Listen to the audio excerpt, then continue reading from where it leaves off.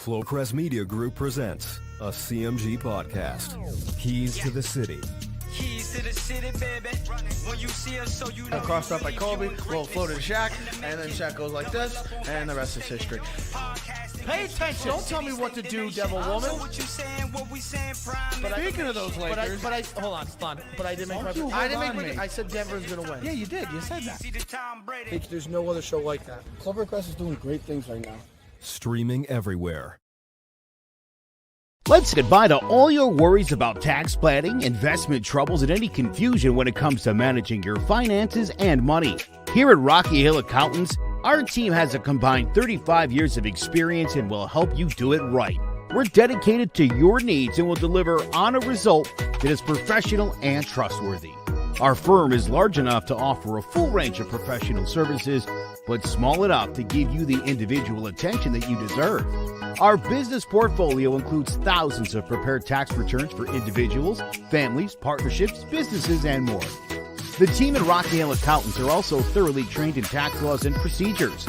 We have the ability to represent taxpayers before the IRS when they arrive at collections, audits, and appeals. This allows us to offer our accuracy and audit guarantee to tax clients. Please visit our website at rockyhillaccountants.com or give us a call at 860-257-4238 to schedule an appointment.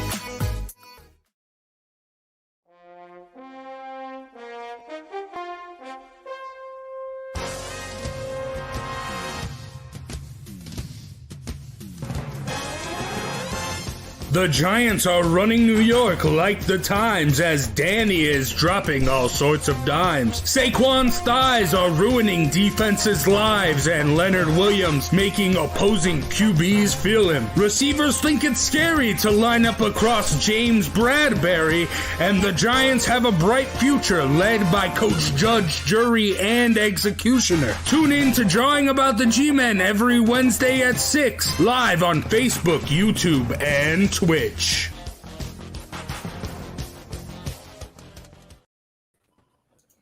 Hello, ladies and gentlemen. Welcome to Drawing About the G-Men, Giants Football Podcast. I'm Big Jace, joined by Joe Guire, Sean Scanlon, and King Zay. And the Giants, 0-3. Disappointing, another last-second field goal loss, this time to the Atlanta Falcons at home. As you can see, I'm sporting Bruins and Jazz stuff because it is on to the next season for me. Let's go. My Utah Utes suck. The Giants suck. I'm just looking forward to the winter sports. Let's go. NHL preseason already started. NBA preseason starts on Sunday. Let's go. I'm still going to watch the game, still going to root for the Giants, but all my hopes and dreams have been crushed. Joe. Ladies and gentlemen, he snapped. He's finally snapped. Yep. Listen, I hate to say this, but this was the Giants' best game of the season. Plain and simple. This was a much improved Giants team. Listen, they won the time of possession. They had more yards. They actually held Atlanta. I know it didn't seem like it, but to 5 out of 13 on third down. It seemed like all 5 were at really important junctions. And kept them on the field, but they actually did a really good job. So this, again, to me, comes down to too conservative a play calling. You're not a good football team. You've got a lot of offensive weapons and a defense that seems like when it spends not as much time on the field actually plays well. So you would think that this team would take more chances. Again, you've got nothing to lose, right? If the Kansas City Chiefs in a playoff game will have Matt Moore run a sweep on a 4th and 3, I think Daniel Jones can throw on 3rd and 10. It's time to really open things up here and see what you have, because what's the worst that's going to happen? You're going to lose again. The Giants' upcoming schedule is brutal. I mean, brutal. And it's hard to find a win in there. It really is. But I think this team is getting closer to where they need to be, believe it or not. These last-second losses are, I don't know about you guys. I mean, you knew they were going to lose, right? I mean, you could almost predict the 17-14 about midway through the fourth, that's how it was going to play out just like Washington the week before. Giants' first team, by the way, in history to lose on game-ending field goals in back-to-back weeks. So, like you said last week, Zay, taking losing to like a whole new level. Like, there's losing, and then, hey, look what we can do. And it's certainly frustrating, but you can't fault Daniel Jones. Saquon Barkley looked better. You know, I just think there's so much more that the Giants can do with what they have. They've dug this massive hole. You're not gonna gain ground by being conservative. No, and it's absurd. And I mean, I don't know why aren't they just letting Daniel Jones cook, letting him go, letting him when he knows he isn't the same Daniel Jones who just drops back and doesn't realize what's going on. He knows when to take off and run when he needs to, and he knows when to make those plays. They were eating that zone up with those curls and even with those levels routes with the corner and the with Saquon Barkley going in the flat. So I don't know why they just stopped doing that. And then obviously you have that screen on 3rd and 19, which was atrocious. But it's ridiculous. And I'm all for Danny Dimes. Danny Dimes is the only redeeming factor on this Giants team right now. Because, I mean, he is – when Kenny Golladay was yelling at Jason Garrett last week, all the media went to Daniel Jones, and he didn't go, and he could have easily said, hey, go ask Kenny who you're talking about. He didn't do that. He took it. That's leadership. That is something that we need to build on for the Giants in the future. And that is just the only redeeming quality of the Giants is Daniel Jones. And you're putting this kid in position to fail, and he's still succeeding as much as he can and doing great. And it's absurd. But Sean, what are your thoughts on this 0-3 start? I mean, you guys said it. They find new ways to lose every single week. The defense, like Joe said, it's the best they've looked all season. But when it does matter, they're not there in crunch time. At the end of the first half, they give up a long touchdown drive, and the Falcons go on the board, which has happened all 3 weeks so far. And then at the end of the game, obviously, they let up that big possession where they Falcons march right down the field and they kick the game-winning field goal. So the defense looked a little bit better, but it's when it matters on 3rd downs, 4th downs, and at the end of each half, they can't get off the field. They can't register a pass rush, and I think Patrick Graham is being too conservative on not just the offensive side of the ball, but defensive side of the ball too. I think he's playing in too much zone. I think you have to take a little bit more chances when you're those situations. I think you have to send a little bit more blitz, maybe play a little bit more man-to-man, because the zone teams are just tearing it apart, especially in those 2-minute drills. I mean, we've seen it every week so far. And I mean, we have a chance to put the game away with Adoree Jackson dropping that interception in the back of the end zone. Another chance where we could put the game away easily, just like the previous week where Darius Slayton, if he catches that ball, the game gets put away. So I mean, it's just frustrating that this defense, that they showed a little bit signs of improvement, but when it does matter and it comes down to it, they can't get off the field. So I mean, definitely frustrating. The only really positive sign from the defense right now is Azeez Ojulari, who has 3 sacks in 3 games. So I think he was a steal in the 2nd round. But other than that, not looking pretty on the defense. And then offensive side of the ball, Evan Ingram, as only Evan Ingram can do in his first game of the season. What a return for him. I mean, 2 catches, he drops another ball, and then I'm being sarcastic, say. 2 drops. I mean, 2 catches, another drop, and then obviously that fumble, which gives the Falcons the ball in a dire situation. So it's super upsetting. And like Joe said, I knew they were going to lose right on that last possession where Daniel Jones gets sacked and he fumbles. Luckily, he recovers it. But when it goes to 3rd and 19, right then, I was at the game, unfortunately, because I had to show love for Eli, but they couldn't get it done on Eli's day. But, yeah, so when it went to 3rd and 19, I was like, I've seen this story before. I've watched Giants football my whole life. They're going to lose this game, and not surprised that they did, obviously. Unfortunate. But offensive side of the ball, I've been decently surprised with. Like Jay said, I think Daniel Jones has been great this season, probably the best player on the team. Sterling Shepard, before he got injured, was looking great. And And Saquon Barkley, like Joe said, this is the best game he's looked so far. He finally got in the end zone. He got involved in the passing game a little bit too, which was nice to see. So, I mean, there are little signs of improvement, but it's just that this team just finds new ways every week to lose games, and it's certainly frustrating. But, I mean, that's just what losing teams do, and that's why I just don't have a lot of confidence in this team going forward, especially with the schedule. So, I mean, there's little signs of improvement, but I just don't see them getting over the hump, and I think it's going to be a lot of losses before we get to our first one this year. Yeah, I mean, you brought up Sterling Shepard. Him and Darius Slayton both left the game with hamstring injuries, haven't returned. Oh, luckily, John Ross has been activated from IR. I don't know. He should fill in for one of those. But then Blake Martinez, torn ACL, done for the season. And then after our show last week, Shea Lemieux's out for the rest of the season. And Nick Gates, we did talk about last week, career-ending injury.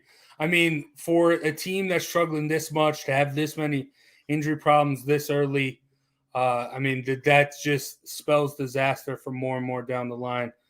Zay, I mean, you texted, I remember you texting, Dory Jackson sucks. I mean, with that dropped interception. But, I mean, you're the only one. I mean, you picked the Falcons to win. You saw this happening. You're not surprised, I guess, right? No, I'm not. And I also don't believe that this is dire complete end for the New York Giants either, in the same breath as I speak this. I look at the schedule, and I don't see it as deadly as Joe sees. I do see some games we can sneak in there. You have a game against the Saints. You have a game against the Rams, the Panthers, and the Cowboys coming up, which I believe are all winnable games if you can find a way to play football. Sean, you're making that face, but when I look at the Saints, they're hot and cold. The Rams, again, another team that they're a hot team, but I believe the Giants, if the Giants could play a 48-minute game, they could swing with them. I do believe that. I don't believe that Matthew Stafford is that great. I do believe that we have somewhat of a good secondary that we can keep Cooper Kupp under wraps. And then when it comes to as far as the Panthers, if we can't beat the Panthers, God, I don't know. I think we should be able to beat Sam Darnold easily. That's just that to me. But I think we should have beat many other teams this year easily. But I do see wins in there. I do think the Giants can bounce back. I just think they're dealing with bad luck. I don't want to say they're a bad team. I think they're dealing with a lot of bad luck. Okay. Like he said, you have the drops, the dropped interception, the dropped touchdown, things that could have easily swung the game and completely changed the outcome. The Giants could be sitting 2-1 at the top of the division, or 1-2, or even tied for the division, however you want to look at this. But being in the NFC East and seeing the games that are coming up, I do see a chance where the Giants could swing themselves back into this. I'm not calling it dire, like complete end.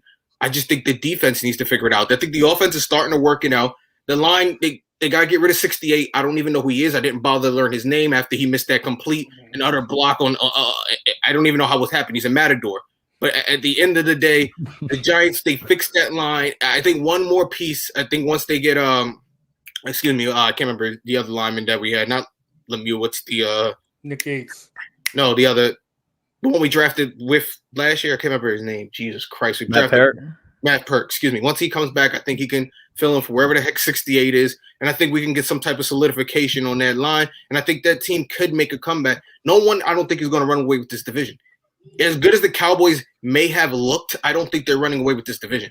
I can see the Cowboys being a team that goes into a huge slump like they always do, like any other team in this division. So I'm not calling it quits. We saw the Redskins. Again, I thought the Redskins looked great, and then they turned around and dropped the egg completely against the Bills. They looked terrible. So this division can go either way. I'm not calling it over for the Giants. 0-3 is an ugly start. We're tired of it, but it's not completely over, especially when you're in the NFC East. There's still a chance. All right, but I mean, you're saying bad luck. My high school football coach used to say, good teams have good luck, bad teams have bad luck.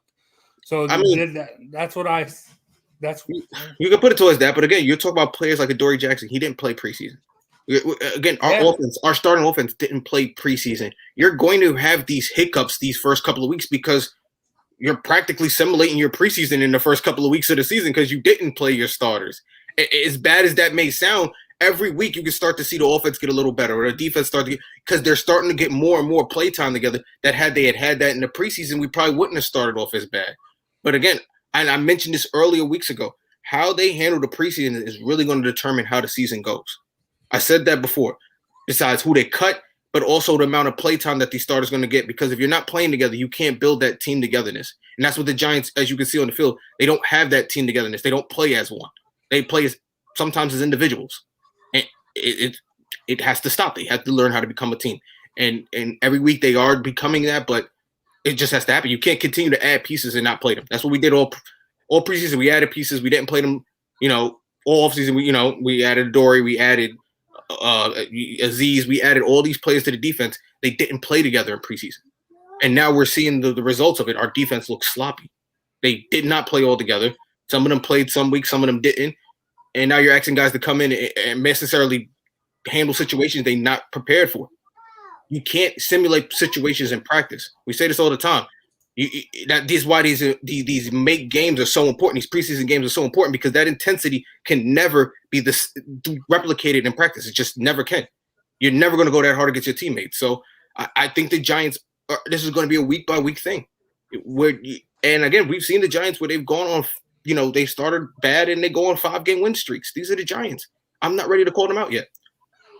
I do see something here. I get where you're coming from, but man, the Falcons, dude, the Falcons. Like sometimes you got to go to your lowest low before you go up, bro. You got to hit rock bottom before you can get up sometimes, and that's just really what it is.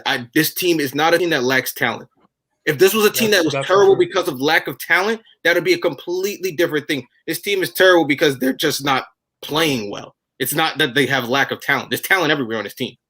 By the way, the Giants will win their first game October 10th.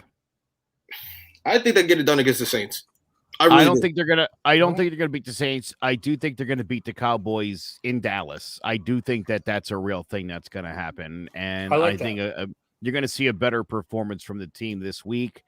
I think they're gonna lose another close game, and I think they'll beat the Cowboys, lose to the Rams, and I think they'll beat the Panthers as well. I actually do think that. Yeah, I like that. That's a home game for the Giants against Sam Darnold, who you got to figure. I mean, he's playing well. He's going to have some clunkers, and I feel like the Meadowlands is as good a place as any for Sam Darnold to have a clunker game, and that could be to the Giants' benefit. Although that could be the week Christian McCaffrey comes back, so that also could be a problem. But look, the Giants are 0-3. Dallas should be 1-2. Their only actual win was over Philadelphia, who sucks and who's also 1-2. Dallas has given up 92 points. They're awful. Like Zay said, they could still pull this thing off. Yeah. I don't think I'm sorry, but one game against Philly doesn't convince me that Dallas is good. Or eking out a win they shouldn't have had against the Chargers doesn't tell me that the Cowboys are good. So I don't know. I mean, it's early in the season. We had that very funny conversation in the chat room with Sandra the other day where he was like, you can't evaluate after 3 weeks. Well, what are we doing then? I mean, that's what we do. And we know full well things are going to be different next week. But we do this anyway. We do this for your amusement is really what we're doing because everything will change. And like Zay said, look, these guys always get off to putrid starts, and then they always go on streaks. Last year, again, the 6-10 team, and the way some of those weeks 3 through 9, you're talking a point or two in every single game. The Giants very easily could have been a 10-16 last year. So it does come down to luck. Here's the thing about luck, though. You make your own. And so when you're a bad team, you're creating bad luck. The Giants had double the penalties of Atlanta. It's stuff like that where, you're still not. I mean, Joe Judge still isn't getting it done for me. Everything Joe Judge is supposed to be and where Joe Judge is supposed to stand out, it's not working. I agree. He has not had a hot start to the season. Yeah, but you can't hold him to every penalty because, like that hit on Xavier McKinley that he put on there, that wasn't. That was BS. That was a clean. And we know league wide the refs have been terrible. This has been a talk now. What else are you supposed to do in that situation? That's the move. Give him the shoulder and don't go for the head. He did everything right. Again, a momentum swinging play. Things like that gives teams first downs. When you could be burying teams, you're giving them a first down. And this is what I'm talking about. There's nothing you can do about that. McKinley did everything correct on that play. To be flagged for that, there's nothing more he can do. I can't blame that on Judge.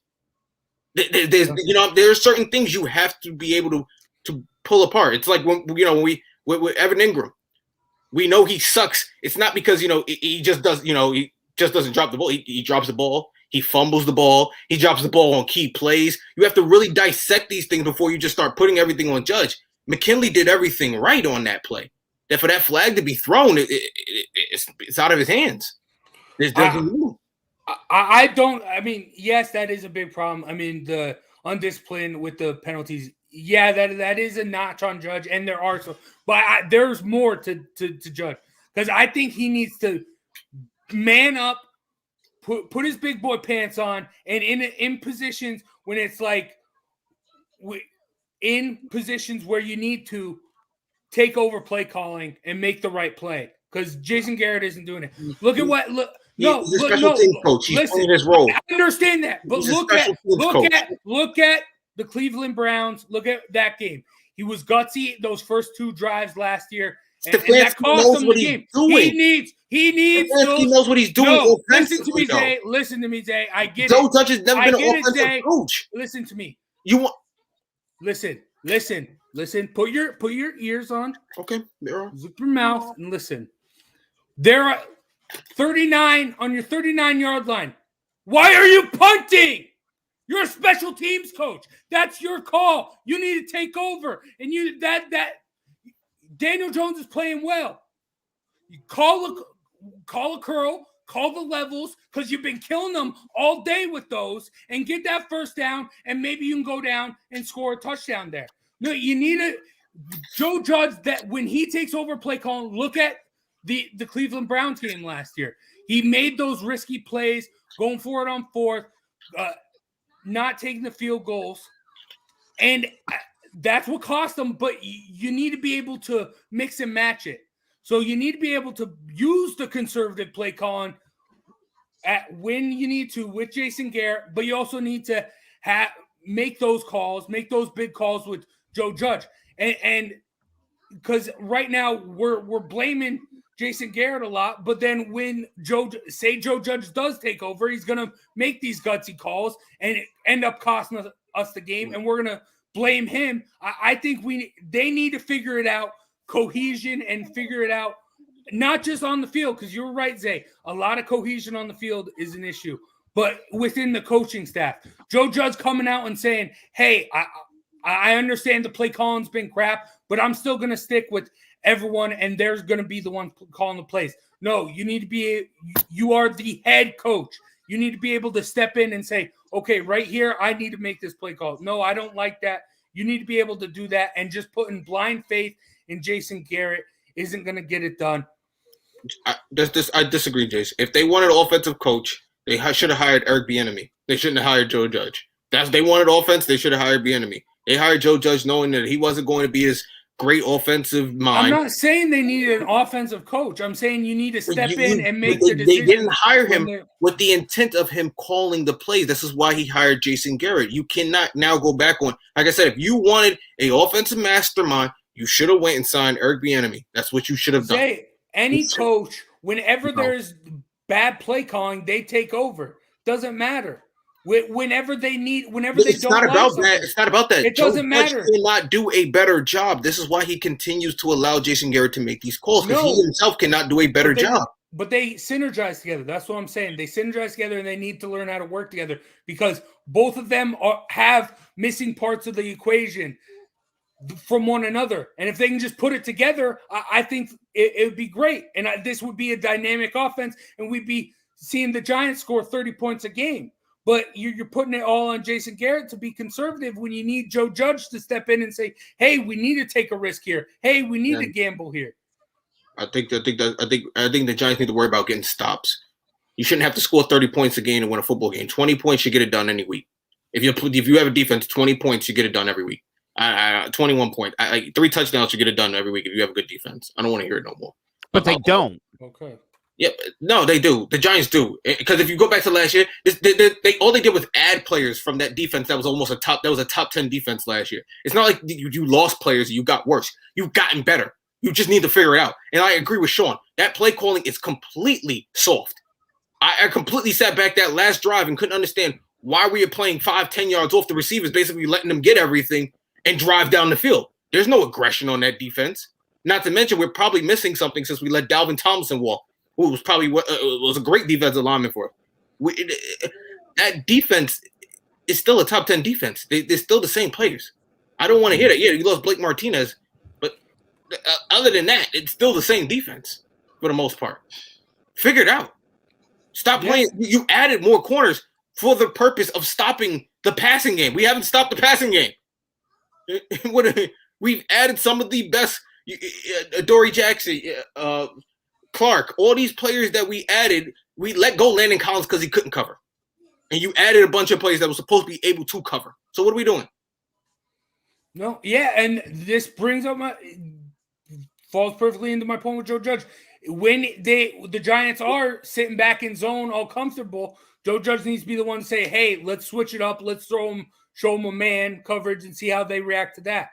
I mean, but this is what I'm saying. You hire these people because there's too much going on in a game for Joe Judge to be focusing, micromanaging the defense. Then what the hell is Joe Judge doing?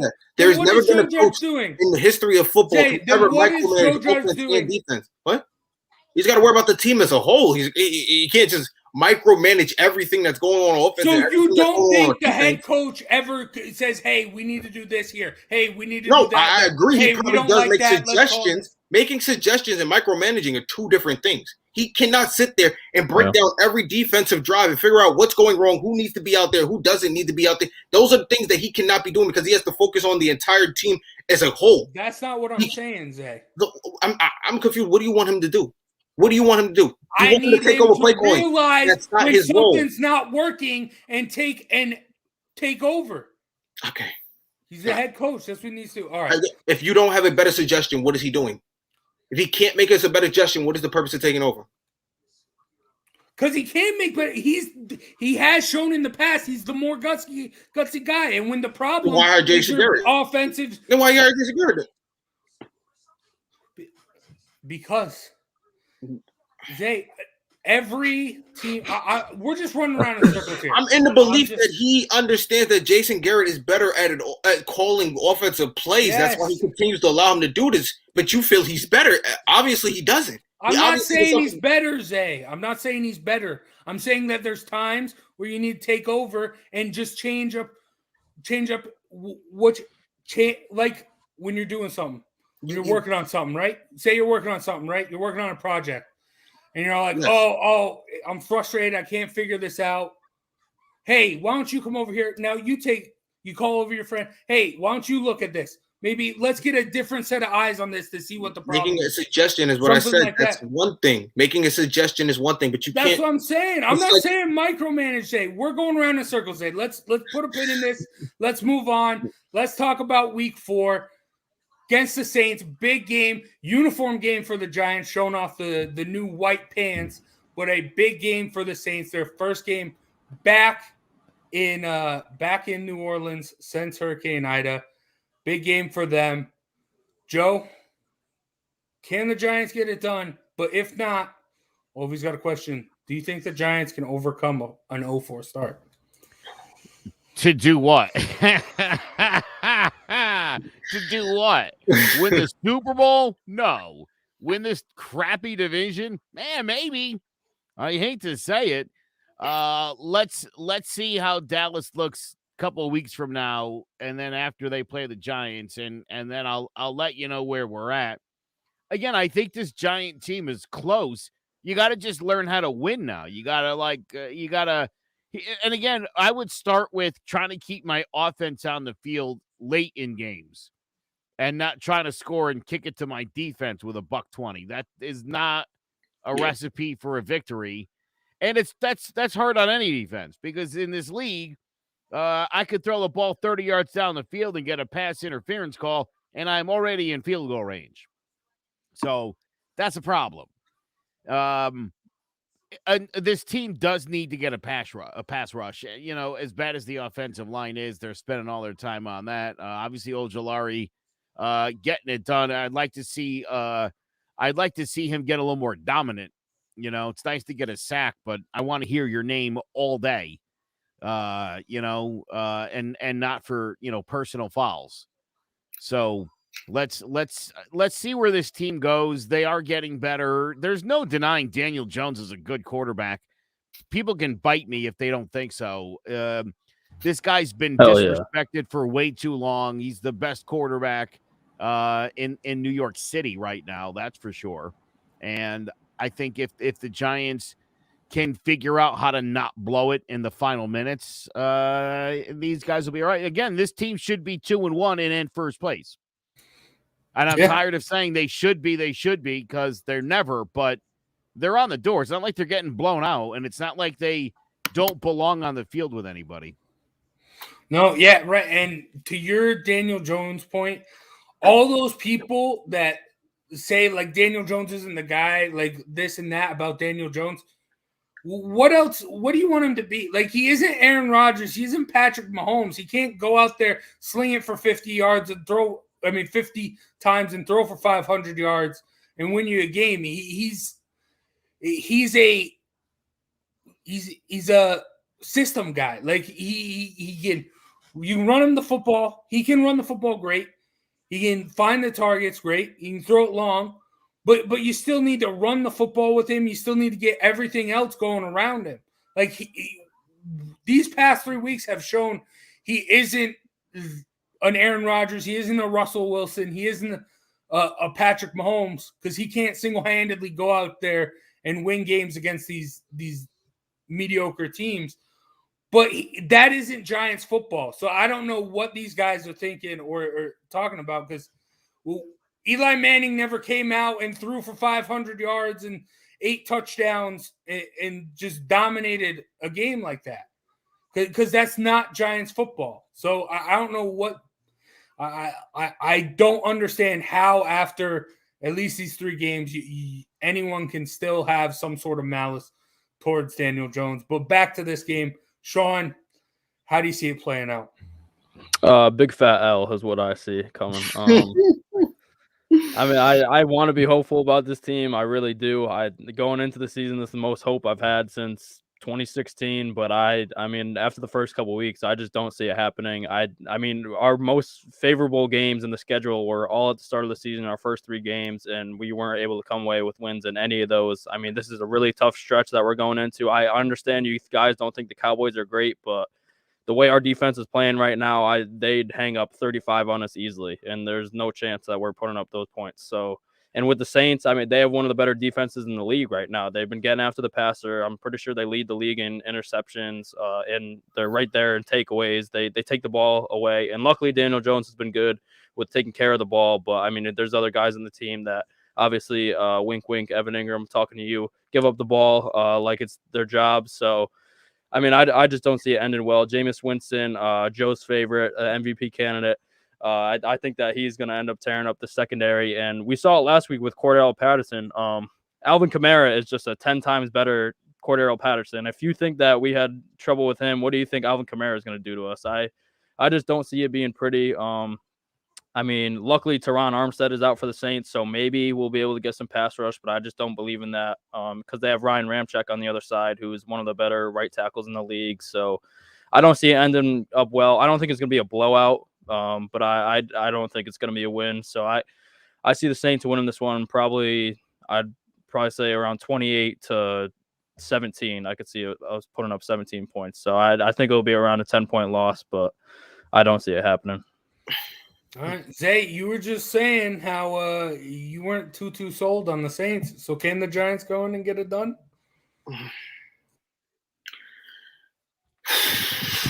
Well, Jameis Winston, my friend, has been hot and cold. First week hot, second week cold, third week hot.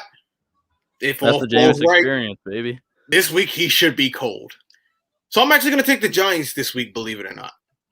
And I'm only taking the Giants because I believe Jameis Winston will be cold this week, and I think the Giants may get more possessions than they normally get and should be able to pull this off. And I don't think the defense will be on the field at the end of the game. hoping. This is just me being optimistic now as a Giants fan again.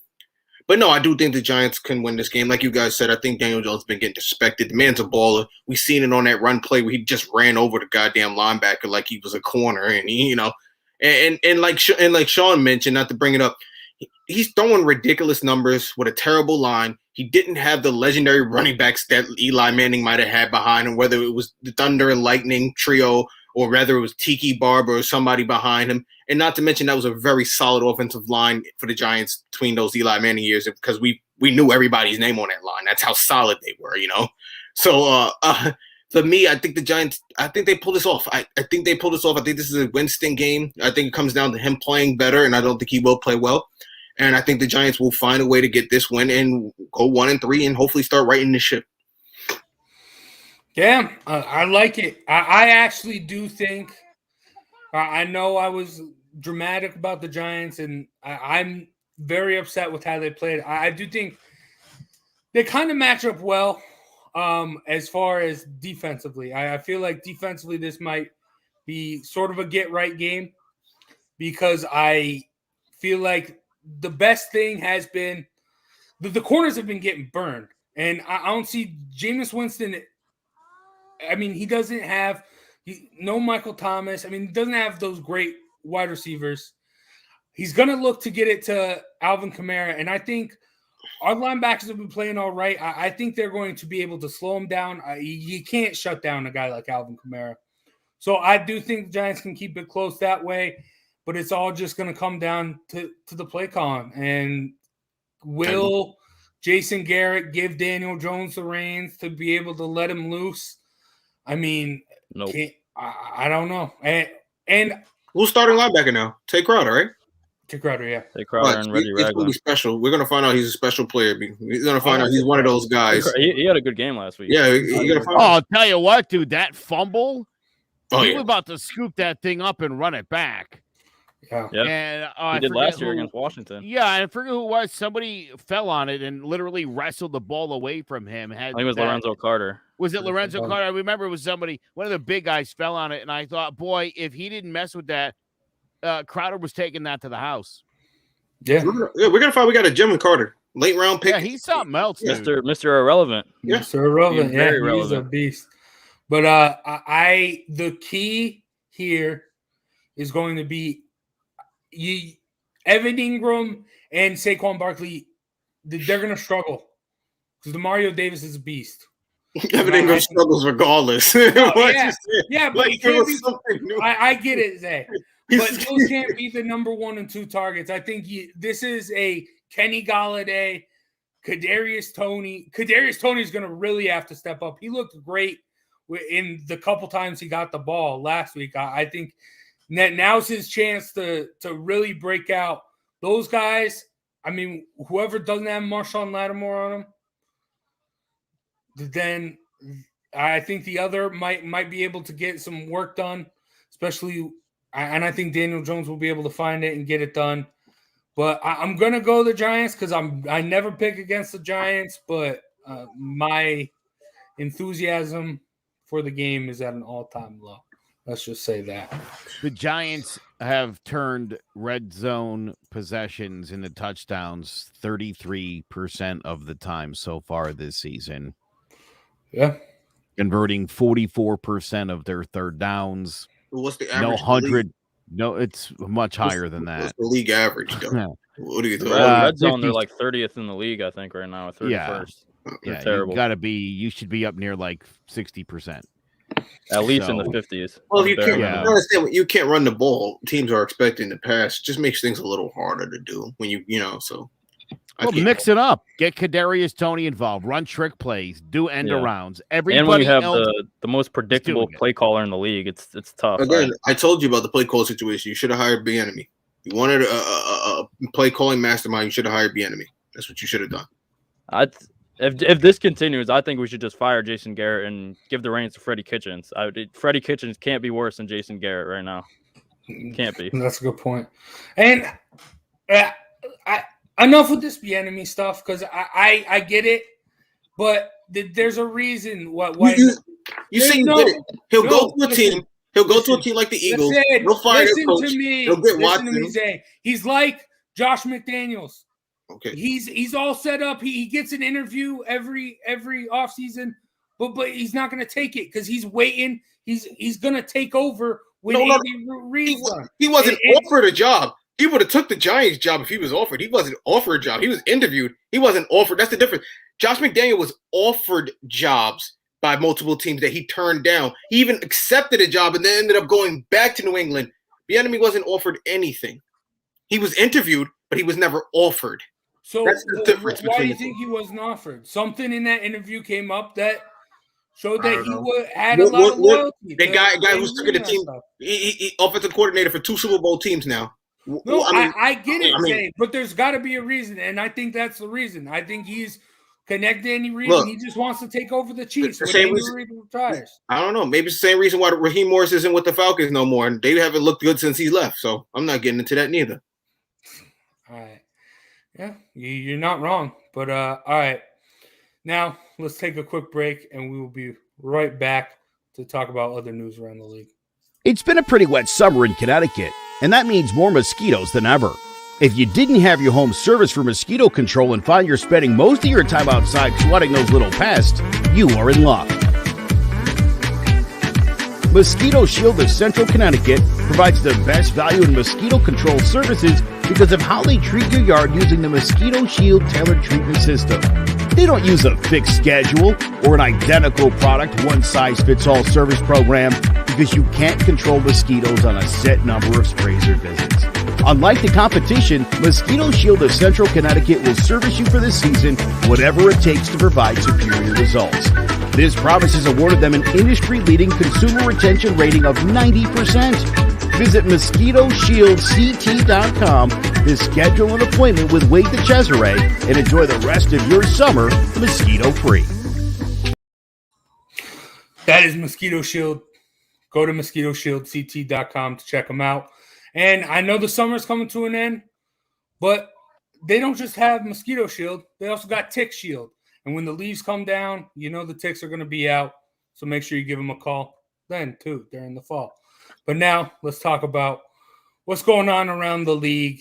And we had a big conversation in our CMG Sports group chat on Facebook about who was the best rookie so far this year. And I in my opinion, no one has really stood out. No one's really taken the reins. No one's really come out of the gates like Joe Burrow or Justin Herbert has last year.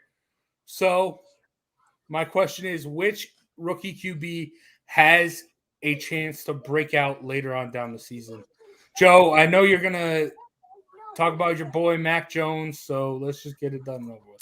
Listen, I think we need to clear something up here, right? Like, Mac Jones is a good quarterback.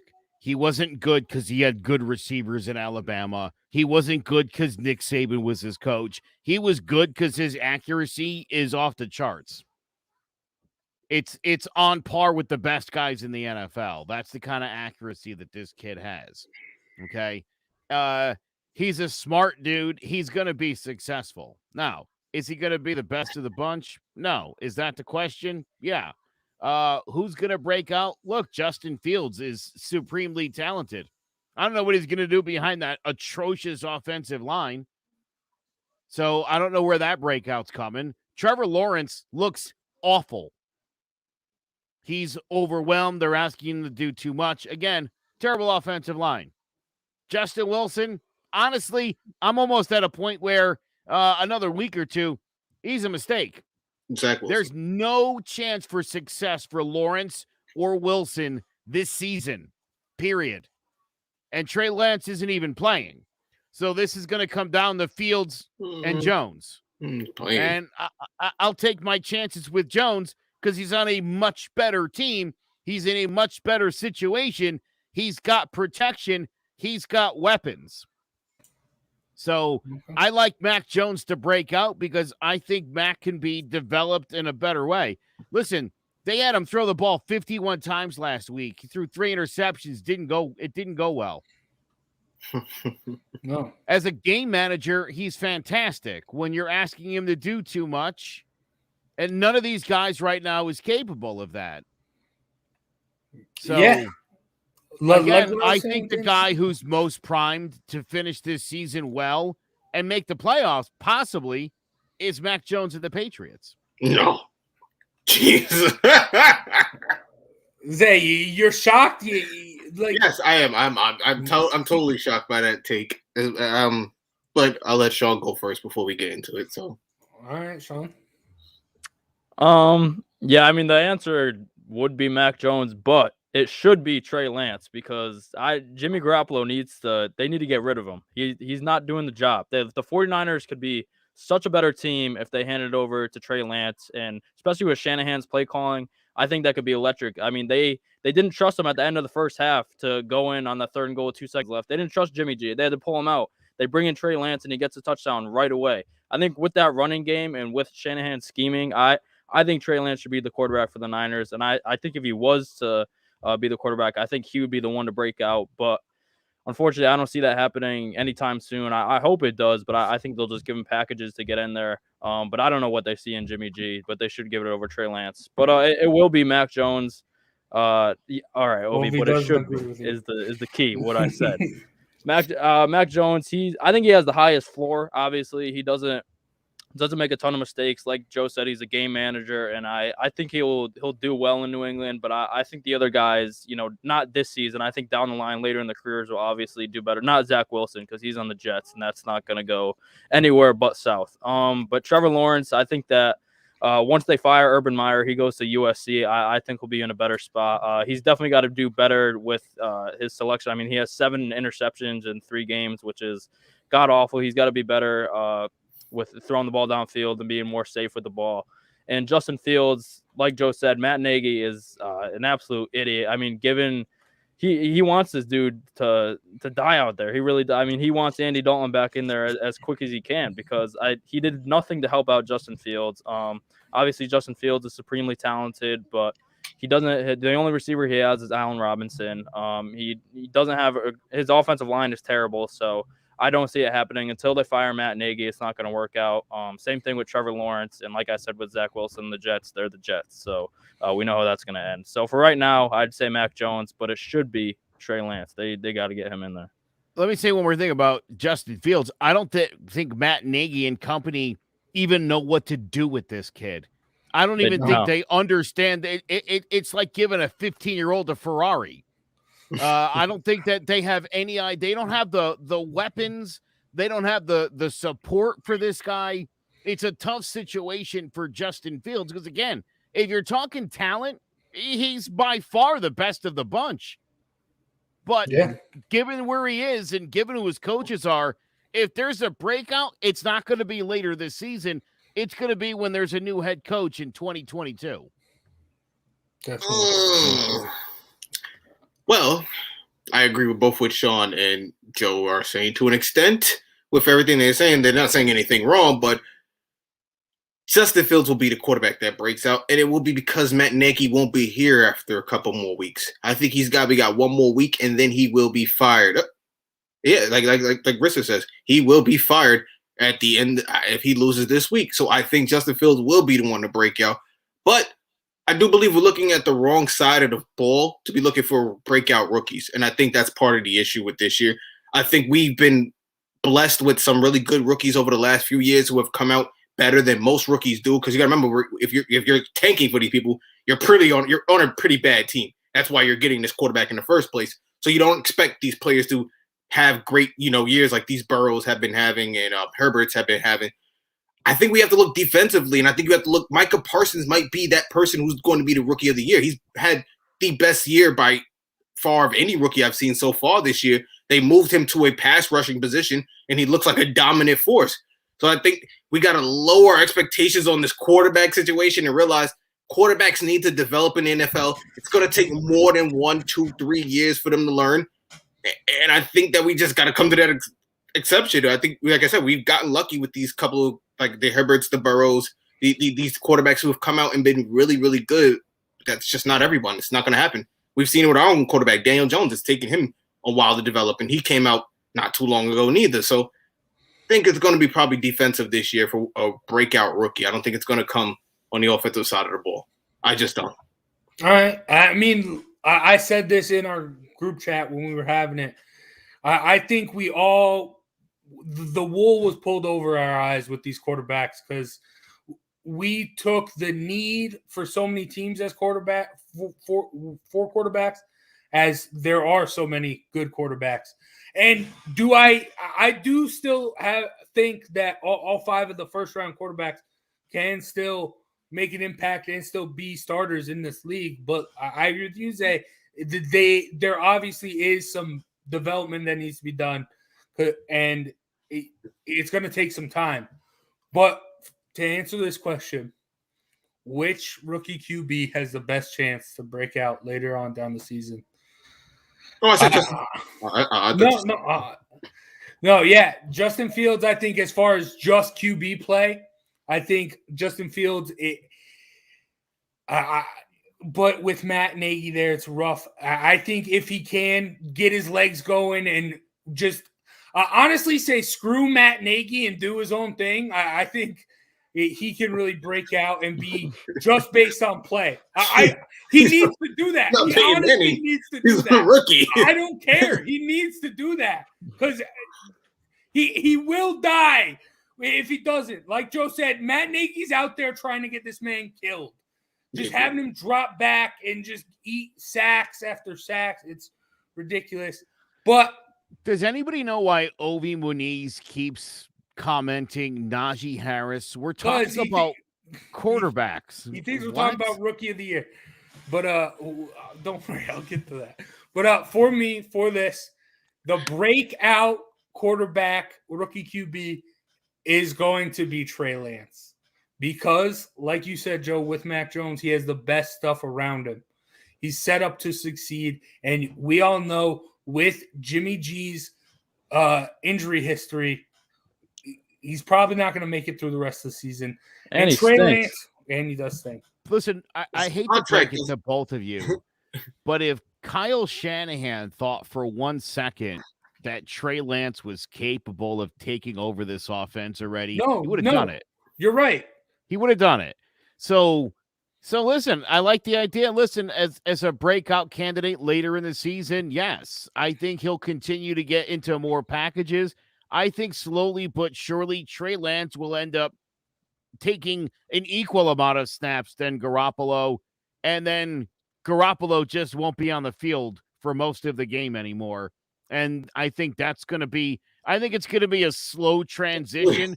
So I don't know when the breakout's going to happen, but I think they're going to slowly turn this thing over to him. And again, they've got the weapons and they've got a unique skill set with a lot of these guys to be able to do stuff like that. So yeah, realize the 49ers are a winning team, right? Yeah, realize they're a winning team, right? Yes. They lost by a BS field goal because they left too much time on the clock for Aaron Rodgers. This is why they have one loss. Jimmy G isn't going anywhere. He's not playing terrible by far. I don't know what you guys are watching. He wasn't good on Sunday night. Quarterback, that's for sure. But he's getting the job done. He's 2-1. Getting the job done. Getting the job done. He got the job done last year, and where did that get him? Bro, he didn't get the job done last year because he was hurt. He was hurt last year. What are you talking about? The year before that. I'm saying. I mean, give me a break. Come on. Listen. He got carried by his defense and running game. Yeah, bro. If they had a 100 passer rating in 2 of the 3 games he's played, he's thrown for over 200 yards. Then why did they trade up and spend the third overall pick on a quarterback? Then why did they pay Jimmy G so much money in part of the plan? Same team that paid him a ton of money to come there in the first place? It's about the same team that paid him a ton of money to come there. Trey Lance is ready to take over this offense full time. And you're seeing with Wilson and Lawrence, it's not a great idea to throw him in from day one if you can ease him in. It could be a year or two. They told Jimmy G before the season, it's not going to be taking over. It has to be. As soon as he's ready. You mentor him, you do your thing, and you can stamp your ticket to wherever you want to go next season, Jimmy. He's not Patrick Mahomes. You are not about to do this for 6 weeks and be 5-1 and pull Jimmy G for Trey Lance. That is not happening. When did that happen wait a with minute, Patrick wait a minute. Mahomes? When I I didn't realize Patrick that Mahomes this was bent hurt by wait, hold Alex on. Smith and then eventually So, He pulled. sat wait a a minute. whole No, season. wait a minute. You think that if the next 2 weeks Jimmy G lights it up, we think that's happening in week 6? What's wrong with you? No, it's not happening. And that's what I'm telling you. It's not happening. He might go Listen. the whole year as quarterback. As He's the not season losing. goes on, and as the Niners get to 5-3, with 5-4 looming, with Seattle and Arizona in that division, you don't think at some point they're going to be like, this guy's garbage? They're not going to play until they're out of it. They're not going to play until they're out of it. They're not. Listen, guys. Decent quarterback. Listen, It'd be guys. foolish. Listen, guys. It'd be foolish to start a rookie when you have a chance to make the playoffs, win a division. It'd be stupid to go with the rookie. I just think it'd be dumb. Dolphins did it. Dolphins just did it a year ago. You saw that happen. Yeah, and look at how that's going for them. Jimmy G's not taking them anywhere. Yes. Jimmy G stands for Jimmy Garbage. I don't necessarily think that. I think He's that not there's good. a reason that they traded up to draft Trey Lance, and that was because Kyle Shanahan, as much as of an offensive genius as he is, he's sick and tired of this old school football that he's limited with Jimmy G. Now he's got a kid who can come out, be mobile, do a lot of things Jimmy G can't do. And, I mean, you've already seen it.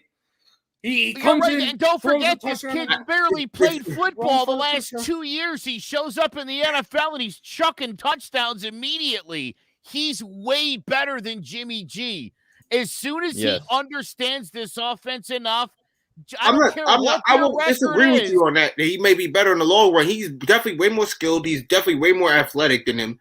But right now, currently, your best option is Jimmy G going forward. Zay, read the question. Zay. It's on the screen. I understand. I understand. You're not listening to what I'm saying. You're talking about defensive players. You're not listening to what I'm saying. Later down the season, I'm you're saying like, next Jimmy week, are G you will serious? be the starter full year. Trey Lance won't even get that opportunity. You're wasting your time on that. He's not getting the opportunity. He won't be the breakout quarterback.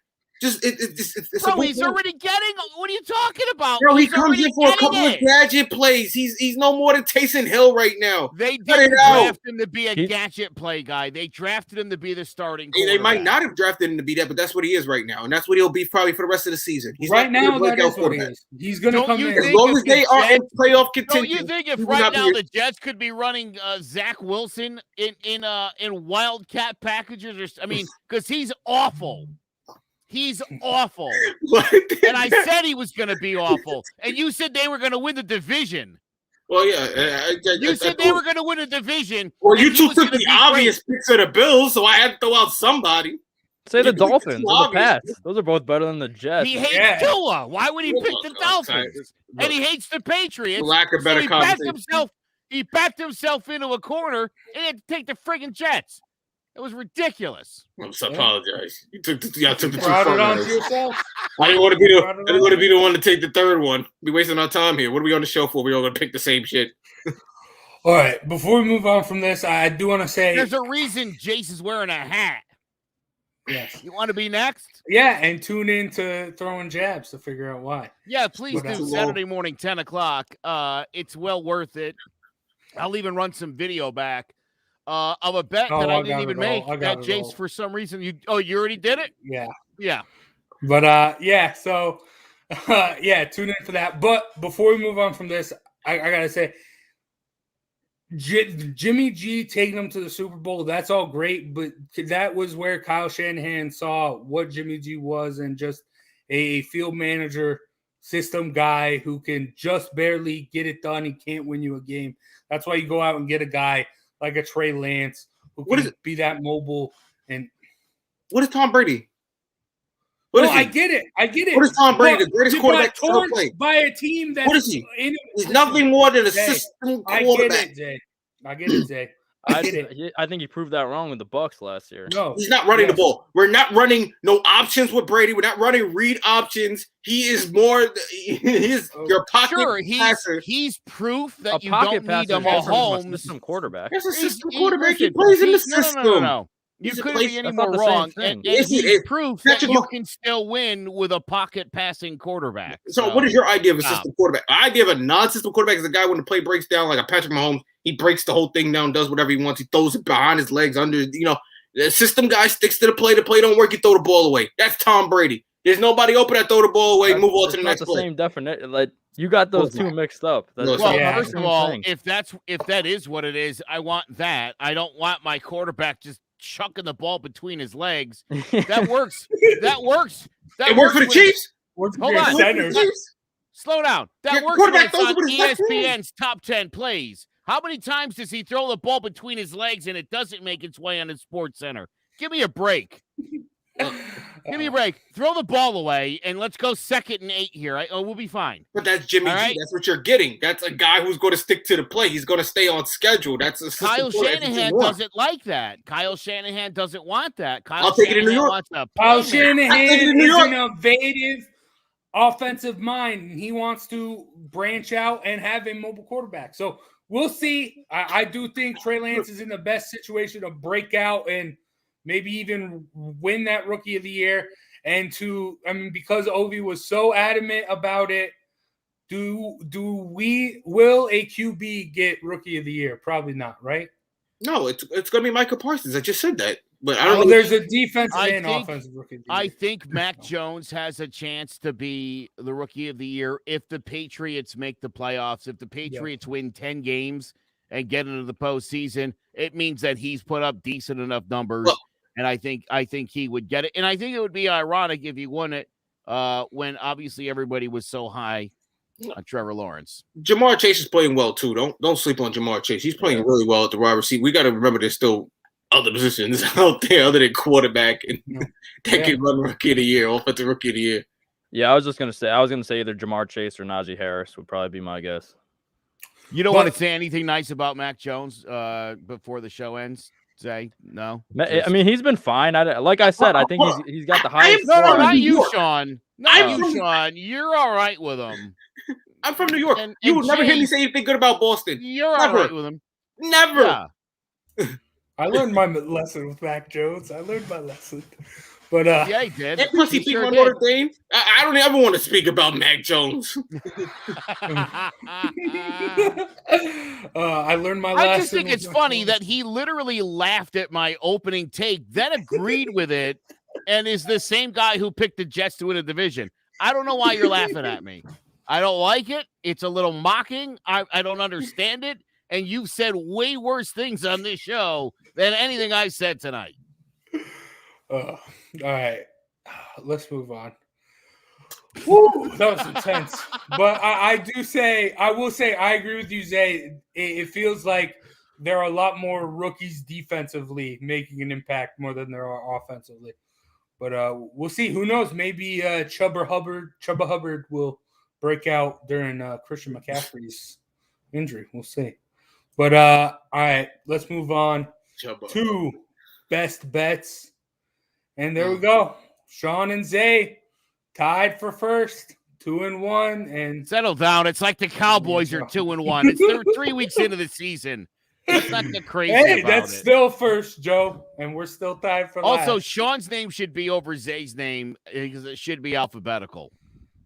Let's just say Sean 2-1, Zay 2-1. Yeah, Yeah, but I'm yeah, giving yeah. Zay Why is respect Joe because such he's a? been You know at what the it is. top. You know why Joe's hating? Because me and Sean were playing in an important match this week that Joe just had to watch again, and that's why he's hating. Because he made promises that he couldn't keep on his end. That's why he's upset if you want to go that far. But Sean, congratulations on your 2-1. Things are going to change this week because Jason's going to get into them, and I have the perfect pick for this week. Well, all right. You have a perfect pick? Of course. Let's go. And that would be Tampa Bay. Yes, I have Tampa Bay. Yes, they're going to destroy the Patriots. Yes, they are. They're not going to lose.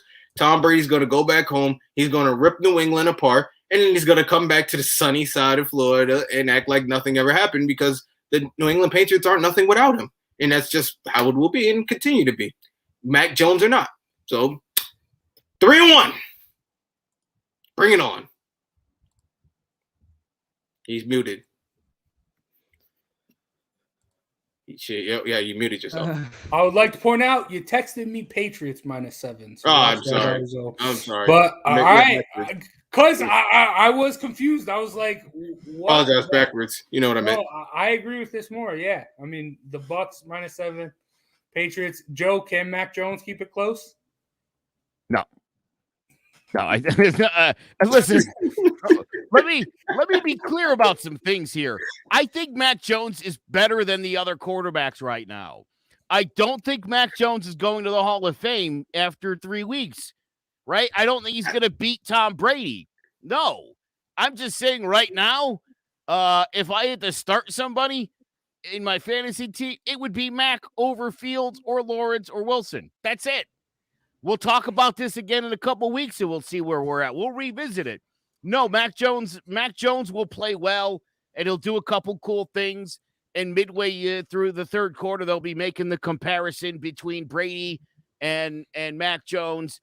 And then Brady will throw 3 straight touchdowns, and the game will be well in hand at that point. It'll be like, I don't know, 42-10, and they'll stop that nonsense. And they'll let Mac Jones just be Mac Jones, and Bill Belichick will be happy to stop answering questions about how great Tom Brady is, as if somebody's waiting. Somebody seems to be baiting Bill Belichick to be like, Brady, he's not that good. And it's just not going to happen. Just stop asking about it. How's your relationship with Tom? Do you hate him? No, he's great. I love him. Let me ask that question a different way. Is there a way you could go? You want to spite Tom? You want to see Tom die on the field? You know, and Belichick's like, no, I like him a lot. He's great. Did a lot of great things for us. We had a good time together. When he left, did you just were like, hey, well, I'll talk to you on the phone about it? I mean, what?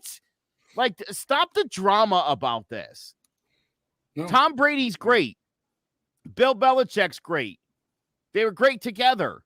You know who else was great together? Joe Montana and Bill Walsh, Terry Bradshaw and Chuck Noll. Like, that's kind of how this works. Why you said that so unsure? Tom Coughlin and Eli Manning. Tom Coughlin and Eli Manning. But you know, I think the great coach quarterback combination. I don't know why people are like weirded out by it. It's overrated. You know? It's overrated. Dude, I mean, again, do you think if Tom Brady retires and Belichick coaches, let's say another 5 or 10 years, you don't think the Patriots can win another Super Bowl because they don't have Tom Brady? Give me a break. Yeah. It's going to be different. It'll be a different way to get there, but it's still possible. Now, again, I don't mean to suggest that'll be Mac Jones doing it, but the idea that the Patriots are like never going to win a Super Bowl again without Tom, I don't necessarily buy it. It could be. The Jets might never win another Super Bowl without Namath. I hate to say it. It's looking that way. But that's that was like special. 70 years ago. Yeah. It's looking that way. You know what? Not for nothing. Real quick, I had coffee on Monday with a Bears fan, and I was bitching about the Giants, and he was like, "Dude, come on. You know the greatest quarterback in our franchise history is Jay Cutler. Well, you know what that feels like? You know, that's not what you want. They have never had a good quarterback in Chicago. Never. There's a misnomer that Jim McMahon was good. He had 1 or 2 good years, 85, 86. That was pretty much about Jim's entire run of his career. Mike Tomczak or Jim Harbaugh Sid Luckman is probably the best Bears quarterback ever. That's a guy that played in the 50s. So, you know, the Giants can be upset, but, you know, you've had amazing talent on your football teams. You've had a Phil Simms and an Eli, and now a young Daniel Jones showing a ton of promise. You know, we were talking about running backs. I mean, look at the Bears. Since Walter Payton, Matt Forte, there's been a handful of guys that have had a couple, but no one's had a sustained run. They didn't have thunder and lightning. They didn't have a Tiki Barber. They haven't had that. We've been spoiled with these great things. So could be a lot worse, is all I'm saying. Yeah, but to bring it back to this game, I don't know where I got off on that tangent. My apologies. Yeah, I mean, we'll get to the Bears in a little bit, but I do think Mac Jones could keep them close in this game because it is going to come down. No, listen, Chase, Sunday It's night. going to listen. Please listen to me while I speak. The secondary for the Bucks has been terrible. They brought in Richard Sherman out of the retirement home to come play for them. This whole defense really, besides I'd say the linebackers have a Super Bowl hangover. They only have 3 sacks on the season, and Shaq Barrett was a beast last year. So something's going on there. So if they can't pressure Mac Jones and they give him time, and they will force him to throw 50 times again, like last week. But the secondary struggling, so he can light up that secondary and he can keep it close. But that's not Mac Jones. You can't throw for 50 yards. So 50 times a game. That's what he'll have to do, and I think that's what the Bucs are going to try and do. But so I do think Mac Jones has the ability to keep it close and can, but I don't see it happening. But Sean, how do you see this game playing out? Yeah, it's gonna be an interesting game, definitely. I just have a weird feeling that the Patriots are gonna cover. I think that the Bucs are gonna win, but I just think that it's going to be a close game. I think that it's been hyped up all week that and like you said, the Bucs defense hasn't been that great. They haven't been rushing the passer. They've been banged up in the secondary. They've been giving a lot of yards and points. So and the Pats defense could be somewhat stingy. So I think this could be not like a super low scoring game, but I think it'd be relatively low scoring. I think that the the Patriots will keep it within 7. I could see the Bucs winning this one 31-24, or it might be a push. I think it will be a push, but I just don't think it's going to be a blowout. So I expect a good one. It will be interesting to see how the fans react to Tom Brady coming back. I think they'll give him a warm welcome. They should after giving them 6 Super Bowls, but you never know. So it'll definitely be fun to watch, though. All right, Sean, we were just talking about the Bears. You don't think they're going to get it done at home against the Lions? No. The Lions, they've been playing pretty decent ball. If it weren't for NFL record last week, 66-yard field goal, they would have beat the Ravens. They held tough with the Packers for the first half, and then the week before that, the Niners, they gave them a good fight. They obviously came back. They only ended up losing by 8, and with the Bears, we saw that their offensive line can't protect for Justin Fields. The Bears don't even know who their quarterback is going to be this week. Matt Nagy said that there's a chance that all 3, Nick Foles, Andy Dalton, or Justin Fields. So he's just an idiot. He doesn't know what's going on. He doesn't know who his QB is. It's between 3 guys. That's a good way to put it. And the Lions are underrated. They have a pretty good defense. I think that they'll get after the quarterback, obviously, and that Jared Goff doesn't have a lot of help from his receivers, but they have a really good running game with DeAndre Swift and Jamal Williams. So even if the Lions do end up losing, I think it's going to be a really close game. But I think the Lions are going to get the first win of the season. I think that they'll end up, winning. I'd take them on the money line probably, but I think Lions +3 would be a good bet. So I just don't believe in the Bears at this point. And Giants, us as Giants fans should be rooting for that, because if the Bears suck this year, we have a chance of getting 2 top 10 picks or maybe even top 5. So got to root against the Bears every week, and I think it will happen this week. Are you assuming the Giants are going to lose that much? Yeah. They're not. It's not going to be pretty. Wow. It's hard to not when they're 0-3 right now. It's hard to not. The schedule only gets. They have the toughest remaining schedule in the league. You're talking about a division where you can win it at 8 games. But you realize that there aren't all division games left, right? No, I'm aware of that, but you realize the rest of our division is trash too, right? I don't know. The Cowboys aren't that bad. Obviously, they'll blow it in the playoffs. I believe that, but they're gonna win 10+ games this year. I think we're giving them way too much credit. Like Joe said, they should have blew that game against the Chargers. All right, and then they took it to the defending Super Bowl champions, lost in the last second there.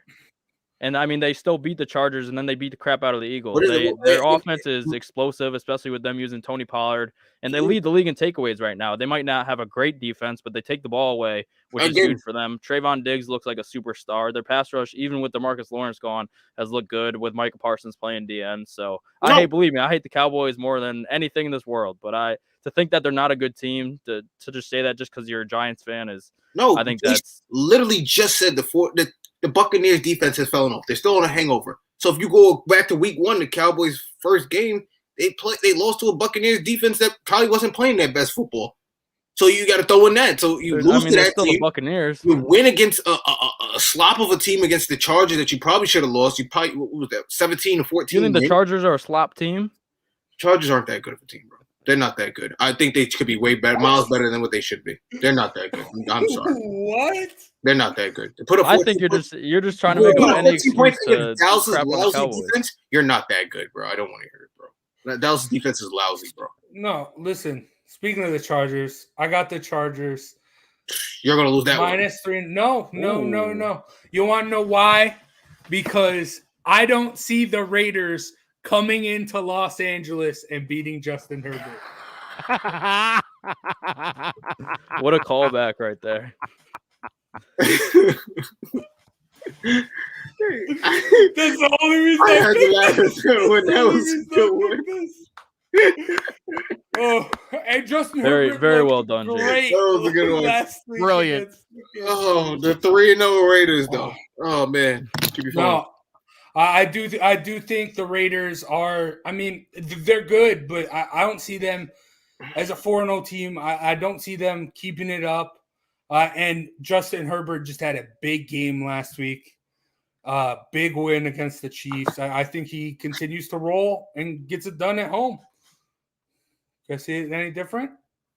Zay, you think the Raiders can get done on the road? Yeah, I think the Raiders will get done. They'll be 4-0. You crazy? I'm not worried about the Chargers. I tell you, you're happy about they beat the Chiefs. The Chiefs haven't looked that great this year. They haven't really looked that good. Yeah, listen, I think the Raiders are played better than what anybody thought they were going to play, and I think the Chargers have actually played worse. The Chiefs are 1-2. Yeah, they haven't played that good this year. I suspect the Chargers will turn things around, and the Raiders aren't going to go 17-0, so they are going to have to lose some games. And I think because of the week end that Jace just had, I would love for this to happen.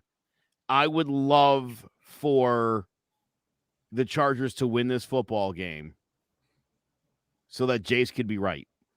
That's how I feel. Hey. I won't. Regardless of the weekend I had in college football, in my best bets, in my MMA picks, I'm still the king of fantasy locks, and we'll get to that. But Joe, still going against the Jags? Yeah. That's a safe bet. These SpongeBob Square picks? Let's just pick the team that can't throw the ball at all. Hey, how about one of these come through for me before we start calling them SpongeBob SquarePants picks? Because so far the Jags have actually played pretty well. I feel like the Bengals, though, I wasn't necessarily sold on Joe Burrow. Last couple weeks, I definitely feel like I could put some faith in this guy. And, I think he lights Jacksonville up, and I think they win this game by a couple scores. Yeah, all right. I mean, so much so your fantasy lock is Joe Burrow. Just continue just chipping away at the Jags. The only way they're going to win is if Joe Burrow lights it up. And you're right, Zay. Jamar Chase has been fantastic. Certainly looks like he could be the rookie of the year. But speaking of fantasy locks, while I'm doing terrible in all my other picks, damn, I am killing it here. 30, I had 20-something points. Came in second behind Tom Brady. I'll take that. Then I had Aaron Jones, now Josh Allen. Dude, what a wild pick for you to go with Josh Allen. Wow, it was a ballsy move. I got Josh Allen against Washington. They picked Washington as a best Washington's bet. given up 92 points in 3 games. Their defense is terrible. I picked Washington to cover, not necessarily win. let's not throw it out there like that. All right. Okay. I'll guarantee this week I don't got a SpongeBob Square pick. But Zay, dude, that was unlucky. Christian McCaffrey getting injured. That's not unlucky. That's Christian McCaffrey luck. I should have known better myself. I knew it was a matter of time before he got hurt. I just didn't know when. I've said he gets hurt every year. It's just a matter of time. Weren't like week 1 we arguing that like about Christian McCaffrey and always gets hurt. Saquon? Hey, y'all told me he never gets hurt. He never gets hurt. Oh, thanks, guys. Yeah, I picked him and he got hurt. And we were worried about Saquon not making it through the season. You know what the sucky part is I actually have McCaffrey in 2 of my fantasy leagues. My first pick in rough. 2 leagues. Yeah, what a Yeah. bum. I knew I should have gone with Kamara. All right. Now, the reigning Fantasy Locks champ will continue to be the Fantasy Locks champ as Rob Gronkowski visits the Pats. He's been Brady's best target, especially in the red zone, leading in receiving touchdowns for the Bucks. And now, I mean, I'm a wrestling fan. And I mean, the face, Tom Brady getting all the cheers. Yay, you brought us a bunch of championships. Yay, that's all cool. But I'm here for the booze. I'm here for the heel. People in New England, people in Boston hate Rob Gronkowski because of the way he exited the team. So I expect I don't think that's true. Brady. They do. They do. Trust me. I got friends in Boston. They all told him. Is Gronk going to play? Yeah, he will play. You sure he's injured? Oh yeah, he got a He was rib injured injury. last game. He left the game last week injured. He'll get it done. He'll be there. It's Patriots season. He And did. if not, I'll give you guys a catch-up week. It's okay. But yeah, I got Gronk getting it done on the road. I hope he plays now. 2 touchdowns. Thanks for the catch-up week. We needed it. Yeah. All right. Scoring us. Now, let's go, Sean. Devontae Adams against the Steelers. Your second time picking a wide receiver against the Steelers. Stephon Diggs didn't work out too well week 1, though. Yeah, so my best bets have been good. My fantasy locks for the second year in a row have been terrible. I can't pick fantasy locks. It's not my specialty. So I tried to think outside the box with Daniel Jones last week. Didn't work out for me. So I'm going right back to a SpongeBob Square pick. The Steelers secondary has been terrible this year. Devontae Adams has only gotten better each game, just as the Packers offense has, and Aaron Rodgers. So I think that will continue this week. I think that they're going to throw all over the Steelers. So hopefully I get back into this fantasy lock race. But knowing my luck, Devontae Adams will have 2 catches for 18 yards probably. But I'm going to give it a shot. So Devontae Adams, let's get it done, bud. I hope not. I have him in fantasy. But speaking of SpongeBob Square picks, I don't necessarily think that's too much of a SpongeBob Square. The Steelers, they still, while they don't have TJ Watt, they still got Minka Fitzpatrick. So, and There's more time to get the ball downfield, though. Yeah. But all right. Speaking of SpongeBob Square picks, Zay, Tyreek Hill at the Eagles. It's not a SpongeBob Square pick, and I think this is wrong. The Chiefs are 1-2. They have the same record as the Eagles. They easily could lose this game. And Tyreek Hill he didn't have a great game so far. His fantasy points have been, they've been up and down. So I wouldn't say this is a SpongeBob Square pick. I would say this is I hope it works for me. He doesn't get hurt this time pick because last week was rough. 6 points was rough. It was early he went out too. I had to watch the rest of the game and realized I was going to deal with this on Wednesday. So, yeah, let's hope he just stays healthy. And I don't think this is that easy of a pick to make. I don't think it's that cutthroat. It's not like Rob Gronkowski against the Patriots. That's a square pick. He might not even play. What? Healthy is a square pick, but yes, he might not play. Healthy, that's a square pick. They don't have anybody that can guard him on that team. I don't think they have anybody that can guard any receivers on that team. Yeah, so the SpongeBob Square pick would have been Tom Brady. But I like the heels more than the baby faces in wrestling. So I went with the heel in Rob Gronkowski. But all right, that is going to do it for John about the G-Men this week. Thank you guys for watching. Thank you guys for listening. We got some fun games. I mean, there's a bunch of good games. We talked about the Pats and the Bucks. There's also the Rams and the Cardinals undefeated teams going at it. So that should be a fun game as well. So we got a lot in store, and we'll talk. And I mean, the Giants. I mean, that's going to be rough. But Giants game. We win one coming this week. Win one coming. Okay, let's hope so. Let's get it done. 1-3 next week. Let's go. Next week we'll be coming in 1-3. Let's hope right back in the division. 0-4. Right back in the division. 1-3 will probably be a second place. Oh my goodness. I don't know if I can 0-4. It's a good chance we could be second place at 1-3. I'm just saying. This is terrible. Yeah. But all right. Thank you guys for watching. Thank you guys for listening. Thank you to Mosquito Shield for sponsoring today's episode. Make sure when you sign up for them, tell them that John about the G-Men and Clovercrest Media sent you. That's going to do it for myself, Big Jace, Joe Aguirre, Sean Scanlon, and King Zay. That's going to be it. Also, make sure you check out CMG Sports NFL pregame, where we replay this show along with all the other college football shows to gear you up right before kickoff. So make sure you check that out as well at all the streaming platforms that you can find us at, Facebook, YouTube, and Twitch. So make sure you check that out. Thank you for watching. Thank you for listening. And we'll see you next week for more John about the G-Men. Peace out.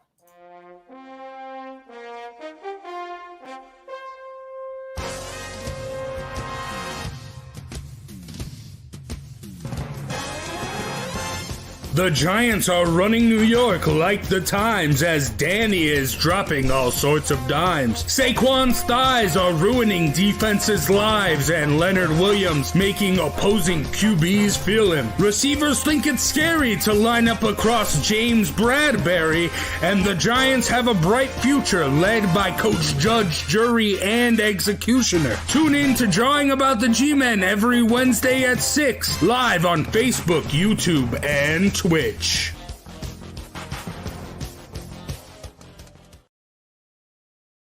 Hello, my name is Joe Aguirre. I'm the president of Clovercrest Media Group, and here at CMG we have a wide variety of podcasts, including sports shows like Keys to the City, The Roll Call, Throwing Jabs, All Four Downs, and Jawing About the G-Men, and great true crime shows like Sticky Week, Crimes and Consequences, Ivy League Murders, and Bird, the unsolved murder of David Eichmann. You can find all these podcasts and so much more by visiting clovercrestmedia.com.